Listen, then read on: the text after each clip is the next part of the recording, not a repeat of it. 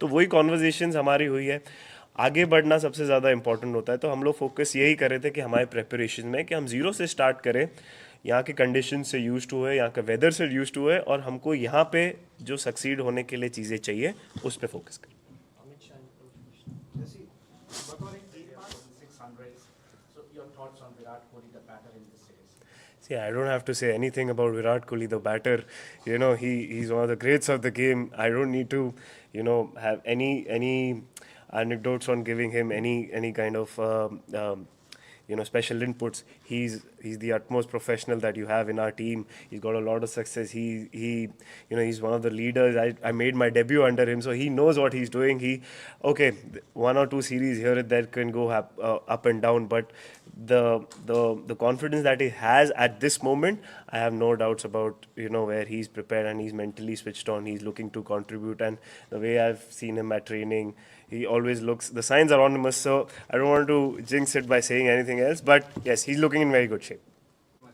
नहीं, ऑब्वियसली मैं रोहित को ऐसा तो नहीं बोलूँगा कि मैं ही कर लेता हूँ, because obviously he is our captain and he is been doing a wonderful job. Obviously, see, I am not looking at it one game, because in cricket it's important to be in the present. Yes, right now it's one game. We don't know what will happen tomorrow, what will happen in the next game. Things change. That's how cricket works. So I'm looking at it right now. I am in the present. At this moment, I've been given a responsibility. I did it once as well, and I enjoyed thoroughly. At this moment, how can I contribute to the best of my capacity and be in this moment? And I'm looking forward to that responsibility.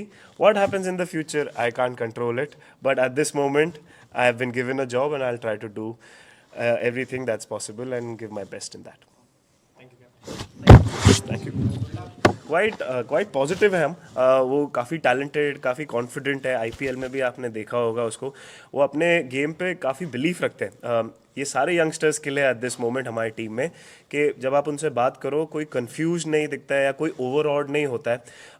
काफ़ी अपनी ability पे जब belief रखते हैं, तो as a leader आपको बहुत confidence आता है यंगस्टर में, कि वो टफ जॉब करना चाहते हैं. वो बोलते हैं कि मुझे रिस्पॉन्सिबिलिटी दो.